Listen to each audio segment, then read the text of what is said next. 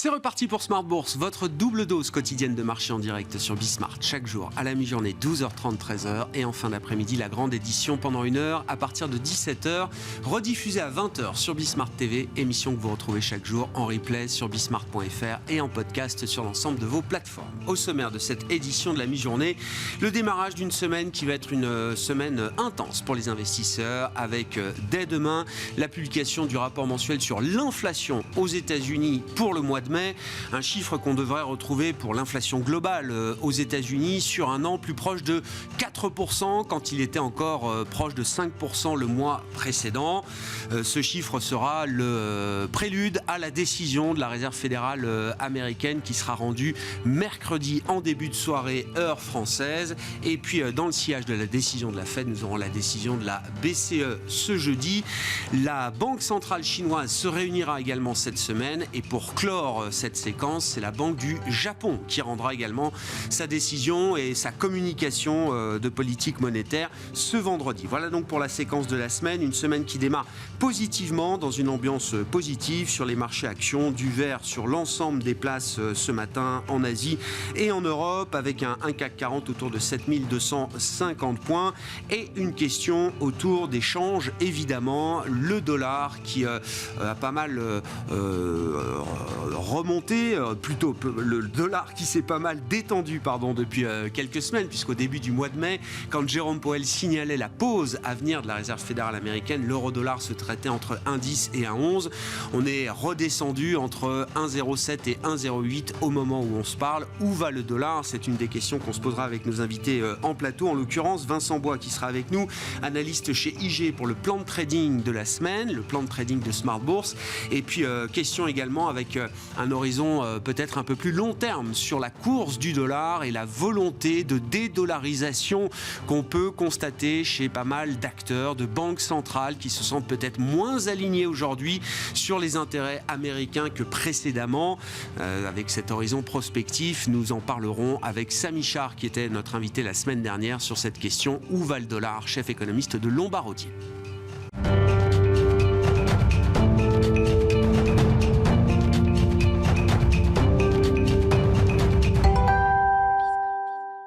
Mais d'abord, le plan de trading de la semaine avec, comme chaque lundi, à 12h30, les analystes d'IG qui nous accompagnent. Vincent Bois est avec nous pour démarrer cette semaine. Bonjour et bienvenue Vincent. Bonjour. Bon, une ambiance globalement qui reste plutôt positive. On va parler des marchés actions, bien sûr, mais ce qui frappe, c'est quand même l'écrasement de la volatilité qu'on peut observer sur les marchés actions. Alors, le phénomène n'est pas nouveau, mais franchi de nouvelles étapes en la matière. Oui, c'est vrai. On a remarqué depuis quelques semaines, c'est tous les vendredis, on a une forte chute du VIX.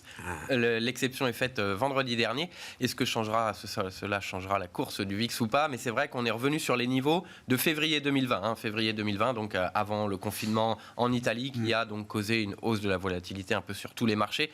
Donc c'est tout de même extrêmement surprenant. Mais les marchés de l'autre côté progressent. Le S&P continue de progresser. Donc bien sûr, ça va de pair. Mais il y a des risques sur les marchés et pour autant, les investisseurs semblent ne pas en voir de risques. Ouais. Donc c'est plutôt positif pour tout le monde, en tout cas pour les investisseurs et pour les indices, mais il pourrait y avoir justement un changement de polarité sur le VIX, parce que lorsqu'on le voit justement de nouveau plus bas, c'est à ce moment-là qu'il peut y avoir un risque sur le marché. Il faut comprendre, le VIX au plus bas, c'est aussi pour certains investisseurs des achats de protection à bon compte. On peut acheter des puts pas chers aujourd'hui sur le marché, c'est ça Vincent? Oui, tout à fait, des puts et se protéger. Et on voit d'ailleurs des mécanismes importants. Alors actuellement, c'est plutôt des calls qui sont achetés sur les marchés, puisque on voit quand même que beaucoup sont encore à la vente, même si petit à petit la psychologie est plutôt à l'achat. On a vu l'indice Nasdaq 100, on voit les fonds d'investissement, les flots de cash qui arrivent dans les fonds d'investissement.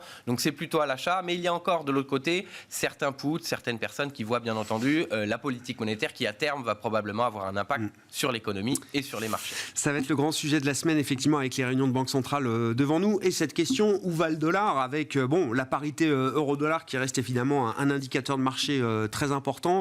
Vincent, je le disais, depuis le mois de mai, le début du mois de mai, la dernière réunion de politique monétaire de la Fed, quand Jérôme Powell signalait l'idée d'une pause, l'euro-dollar était plutôt entre 1,10 et 1,11.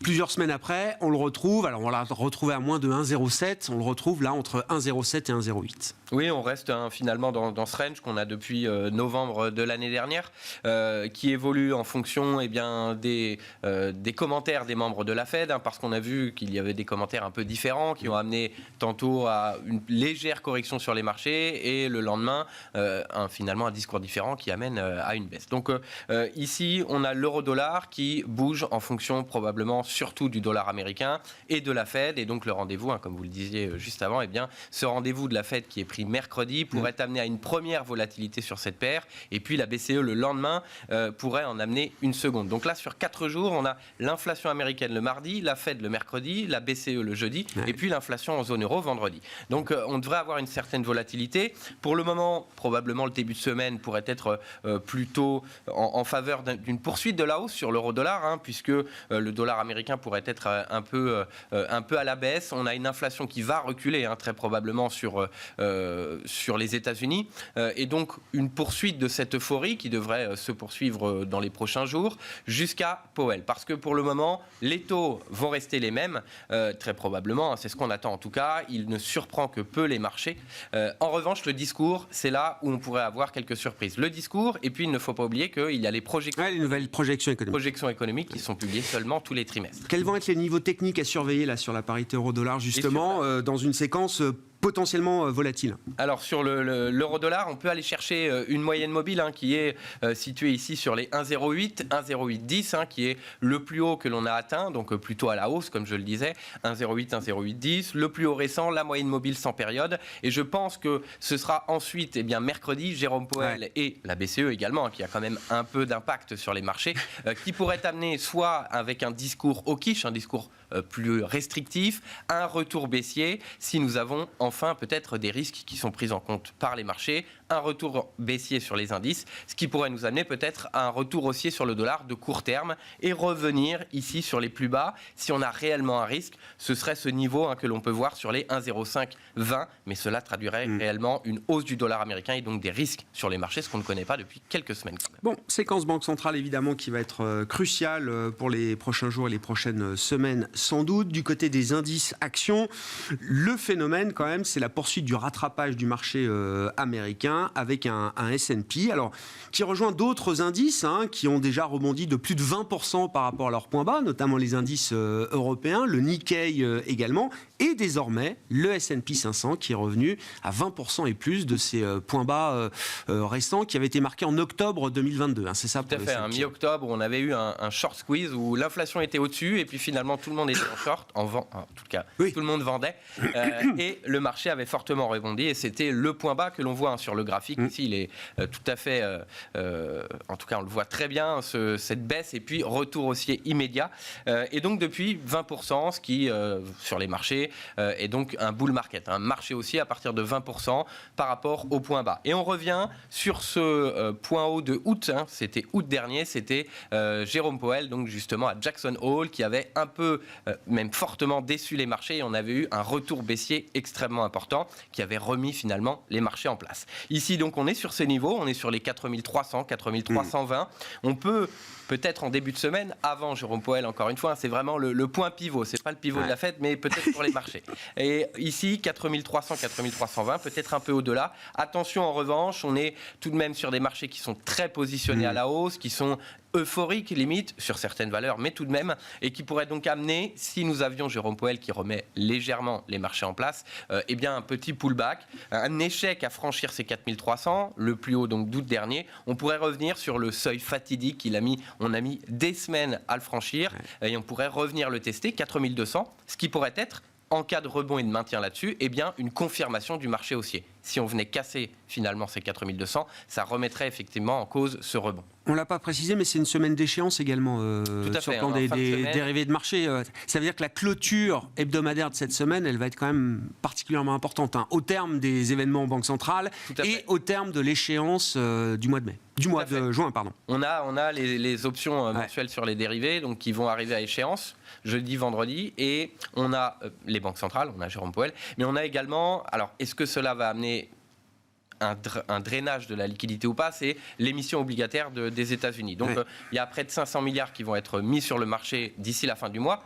Et donc, les marchés, on voit les actions qui sont au top. Est-ce que les investisseurs vont enlever un peu de liquidité des actions et peut-être des crypto-monnaies pour aller sur les obligations? C'est possible. Mais cette liquidité pourrait être effacée par la Fed. Mais finalement, ne serait pas en adéquation avec une politique monétaire restrictive. Qu'est-ce qu'on peut dire de ce groupe de valeurs là qui tient les marchés américains? Alors le Nasdaq et derrière le Nasdaq le S&P 500.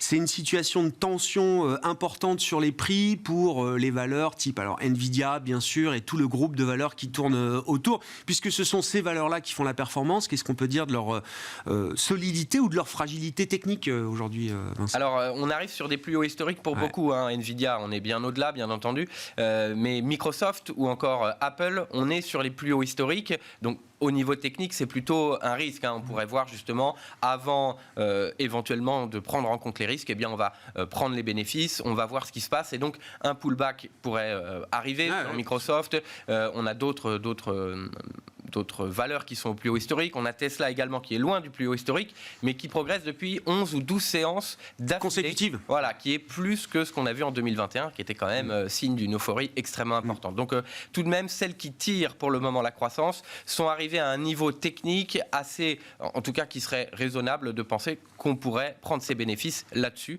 Donc, un risque tout de même sur ces valeurs, mais il faudrait que d'autres valeurs peut-être prennent le relais. Qu'est-ce qu'on peut dire de la situation des indices actions en Europe? Alors après un run quand même spectaculaire depuis l'automne dernier, et c'est vrai qu'on observe au fur et à mesure que les indices américains regagnent en momentum, on observe une sous-performance maintenant de l'Europe sur quelques semaines, tout au cours du mois de mai notamment, ça a été le cas, sans pour autant que la correction des indices actions en Europe ait été spectaculaire. Oui, non, surtout le DAX, on est vraiment pas très loin du plus haut historique. Sur le CAC, on a quelques centaines de points, on a pris 300 points de baisse, ce qui n'est pas excessif, ce qui est plutôt, on va dire, sain finalement pour ne pas voir une surchauffe, mais de la même manière au niveau technique, c'est plutôt, on peut voir un retour baissier un peu plus important. Tout va dépendre également de la Chine. On le disait tout à l'heure, il y a la PBOC qui est la Banque centrale de Chine. On a vu la semaine dernière qu'ils étaient plutôt enclins à amener d'autres soutiens, notamment sur le marché immobilier. Ils ne voulaient pas forcément un soutien monétaire parce que le yuan est également sous pression un peu. Voilà, baisser les taux, peut-être plutôt négatif pour leur monnaie. Mais en tout cas, on va avoir des soutiens. On a la PBOC, on a la décision de politique monétaire et puis probablement d'autres soutiens qui vont venir jeudi. Donc qui pourraient peut-être permettre un rebond. En tout cas, voilà, sur le papier, c'est comme ça. Après, si les indices américains venaient justement à se dire qu'on était un peu loin, pour le moment un peu haut, en attendant de voir ce qui se passe, les indices européens probablement prendraient le pas également. Et donc, au niveau technique sur le CAC, on a de la même manière le plus haut récent, la moyenne mobile en vert sur le graphique proche des 7290, 7300. Peut-être en début de semaine, comme je le disais, l'inflation un peu plus basse aux États-Unis, dans l'attente de Jérôme Powell, pourrait venir tester justement les 7300. Un retour en arrière possible, justement, si on venait casser ces 7100 qu'on a vu, qui a permis le rebond en mai, eh bien on pourrait aller chercher sous les 7000 points. Le plus bas ici du mois de mars, proche des 6850, 6900 points. Ouais. Effectivement, donc ce risque de retracement un peu plus marqué, il existe toujours aujourd'hui, d'autant qu'un des moteurs essentiels du marché parisien et donc du marché européen, le luxe, connaît un coup d'arrêt à l'inverse de la tech américaine. On a souvent comparé les deux groupes de valeurs. Bon, la tech américaine, emmenée par une poignée de valeurs, continue son ascension. Le luxe, lui, a véritablement marqué un coup d'arrêt quand même au cours du mois de mai. Oui, il y a eu des ventes sur LVMH notamment. On a vu une séance sans information particulière finalement, d'une baisse de plus de 4%. Ce qui a un peu signalé justement que peut-être les valeurs du luxe étaient allées un peu haut. C'était le cas du CAC également, parce qu'ils ont investi, ou en tout cas les fonds d'investissement se sont remis dessus sur le rebond de l'économie chinoise. On a vu que le Hang Seng à Hong Kong ou les indices se sont arrêtés plutôt en début d'année sur ce rebond et ensuite ont évolué sans réelle tendance. Le CAC, lui, a continué cette hausse et donc depuis, on a des statistiques en Chine qui sont quand même décevantes et notamment sur la demande intérieure, parce que c'est ce qui va intéresser la croissance du luxe. Et donc, les niveaux d'importation extrêmement bas, les ventes au détail également. Et donc, on voit tout de même une économie également manufacturière, mais une économie qui a besoin d'un nouveau souffle pour un rebond. Est-ce que les décisions de la PBOC, de la Banque centrale chinoise, ou les soutiens budgétaires vont suffire? Peut-être, mais attention tout de même au risque avec des valorisations qui sont allées assez haut, notamment dans le luxe. On aura cette semaine une réunion du côté de la Banque centrale chinoise et puis toute une série de données relatives au mois de mai en provenance de Chine concernant la consommation, les ventes au détail, la production industrielle, le niveau d'investissement également déployé au cours du mois de mai. Ce seront évidemment des informations importantes pour les investisseurs au milieu de cette séquence Banque centrale. Fed, décision mercredi, jeudi la Banque centrale européenne, la Banque centrale chinoise et vendredi la Banque du Japon. Merci beaucoup Vincent. Merci. Vincent Bois avec nous chaque lundi, les équipes d'IG pour le plan de trading de Smart Bourse.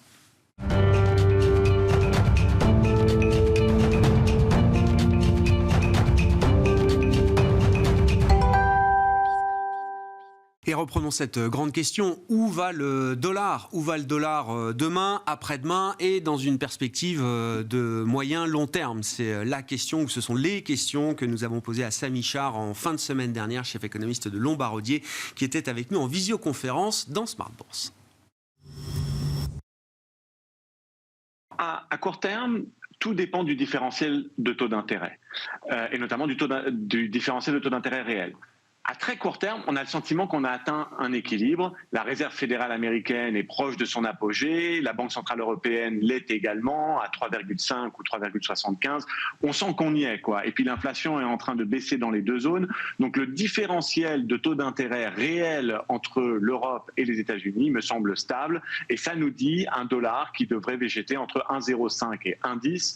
On a un forecast fin d'année à 1,10 sur ce différentiel-là. En revanche, ça bougera plus lorsque ce différentiel de taux d'intérêt va se faire défavorable au dollar. C'est lorsqu'on aura atteint un niveau d'inflation plus confortable qui permettra aux banques centrales d'indiquer qu'elles vont peut-être commencer à baisser les taux en 2024. Et comme la Fed a plus d'espace pour baisser les taux que les autres banques centrales, ça devra être négatif dollar. Donc 1,05, 1,10 aujourd'hui et probablement 1,15, 1,20 au fur et à mesure qu'on s'engage dans 2024.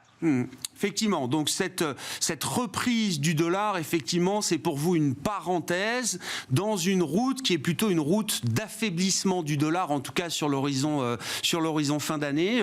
Samy, quand on parle d'un affaiblissement du dollar, évidemment, on regarde la parité euro-dollar naturellement. Est-ce que face à d'autres devises, on peut imaginer que le mouvement de baisse du dollar soit un mouvement prononcé, significatif? Quelles sont les devises face au dollar qui pourraient profiter de l'affaiblissement du dollar?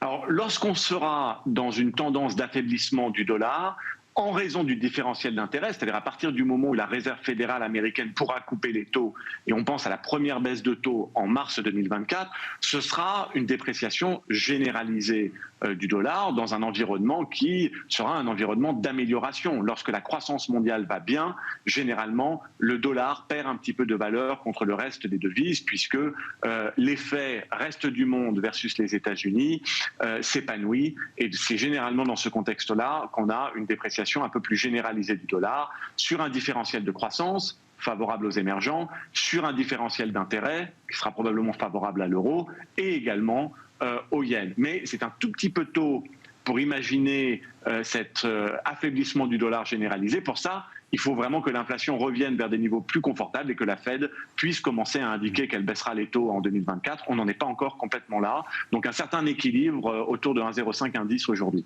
Au-delà de ce cycle ou ce mini-cycle conjoncturel que vous décrivez, Samy, dans une vision plus prospective, et c'est d'ailleurs l'exercice auquel vous vous êtes attelé dans ce papier de recherche, Samy, il y a cette volonté d'une partie du monde peut-être même grandissante, de se dédollariser. Comment est-ce que vous intégrez cette volonté affichée de la part de certains États, banques centrales, moins alignés peut-être que précédemment sur les intérêts du dollar et les intérêts américains? Comment ce facteur-là peut jouer dans une perspective de long terme quand on regarde la devise américaine? Oui, Grégoire, on va beaucoup en entendre parler de cette dédollarisation parce qu'à chaque fois que la valeur du dollar faiblit, même si c'est en raison d'un différentiel d'intérêt, on va avoir tendance à parler de dédollarisation et encore plus aujourd'hui parce que vous l'avez très bien dit, il y a une réalité géopolitique, une volonté peut-être de se protéger des sanctions à terme et donc pourquoi pas se dédollariser, notamment quand on pense à certains gros émergents. Le problème, c'est qu'on a une conviction très très forte sur la question et on est ravi d'en débattre, mais c'est que c'est très difficile de se dédollariser à deux niveaux. Déjà au niveau du stock. C'est que si vous avez beaucoup de réserves en dollars, on pense aux Chinois qui en ont 3 500 milliards, si vous voulez dédollariser, comment vous faites ? Il n'y a que 1 000 milliards de francs suisses disponibles, elle est détenue par la Banque nationale suisse, pareil pour le yen qui est détenu, les réserves en yen sont détenues par la Banque du Japon, donc c'est difficile de trouver des actifs disponibles. Ensuite, au niveau de votre stock, si vraiment vous voulez dédollariser, vous allez céder de la liquidité, puisque vous allez acheter une devise qui est moins disponible, vous allez lâcher de la sécurité, par exemple si vous allez pour du renminbi chinois, vous avez à faire face à un compte de capital qui est fermé, donc moins de sécurité institutionnelle, et vous allez devoir lâcher du rendement, parce que par exemple pour le renminbi, la Banque populaire de Chine paye 2 sur les réserves en renminbi, alors qu'aujourd'hui la Fed paye 5 sur les réserves en dollars. Donc évidemment, gérer son stock de dollars pour quelque chose d'autre, on voit bien que c'est assez compliqué, sans rentrer dans les questions du flux, c'est-à-dire que tous ces pays continuent de recevoir des dollars parce qu'ils dépendent du consommateur américain. C'est donc légitime de vouloir se dédollariser. En revanche, c'est pas toujours possible. Effectivement, à l'instant T, ça paraît compliqué. Est-ce qu'on peut réfléchir quand même à l'idée d'alternatives montantes qui pourraient devenir crédibles à un moment, au moins partiellement, pour certaines banques centrales ? Enfin, l'idée de l'euro à un moment était cette idée-là quand même, Samy. Ah, c'est un très bon point, Grégoire. C'est assez amusant d'ailleurs. Si vous êtes brésilien, chinois et que vous souhaitez dédollariser, est-ce que vraiment vous vous protégez des sanctions et du bloc dollar en allant pour de l'euro, du sterling ou du yen, qui sont très clairement, encore une fois, des alliés des États-Unis? Donc, vous ne parvenez pas à vos fins lorsque vous diversifiez votre stock dans de l'euro ou dans des devises alliées aux Américains. Vous devez le faire dans un actif qui est quelque part en dehors du bloc dollar, et là je ne vois pas beaucoup d'alternatives au renminbi chinois, et donc effectivement on voit bien quand même la difficulté à trouver une alternative, en tout cas en ce qui concerne le stock.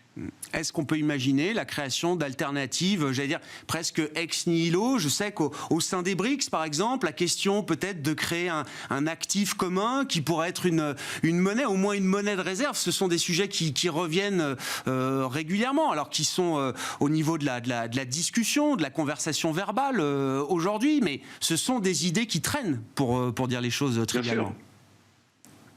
C'est légitime. Alors, on a beaucoup parlé du stock. Est-ce qu'on peut trouver une alternative au stock, le renminbi, peut-être d'autres émergents qui, comme vous l'avez si bien dit, créeraient une réserve ex nihilo? Le problème, si vous voulez vraiment dédollariser, c'est que vous devez gérer aussi le flux de réserves en dollars que vous continuez de recevoir.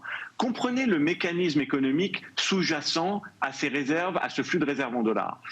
La plupart des pays émergents, et notamment la Chine, sont très fiers d'avoir un excédent commercial, donc de vendre leur production à qui? Essentiellement aux consommateurs américains. Or, ce consommateur américain, il paye en quoi? Il paye en dollars. Donc, tous les pays émergents, et notamment la Chine, qui sont excédentaires par rapport aux États-Unis, de facto vont continuer, mois après mois, à recevoir des dollars. Donc, même si vous arrivez à gérer votre stock de dollars, votre problème, c'est que vous restez dans un fondamental de croissance où vous accumulez du flux mois après mois. Et ça veut dire que si vous voulez vraiment vous dédollariser, notamment au niveau du flux, pas uniquement au niveau du stock, vous devez changer votre modèle de croissance et vous devez accepter de ne plus être excédentaire par rapport aux consommateurs américains. Vous devez donc plus dépendre de votre propre consommateur ou d'un autre consommateur. Et là, encore une fois, on voit le manque de progrès qui est fait par la Chine au niveau de sa diversification économique. Donc, pour conclure, le fait que le monde dépende encore autant du consommateur américain fait que ce sera très difficile d'inverser ce flux de dollars qui se répartit sur l'ensemble de la planète.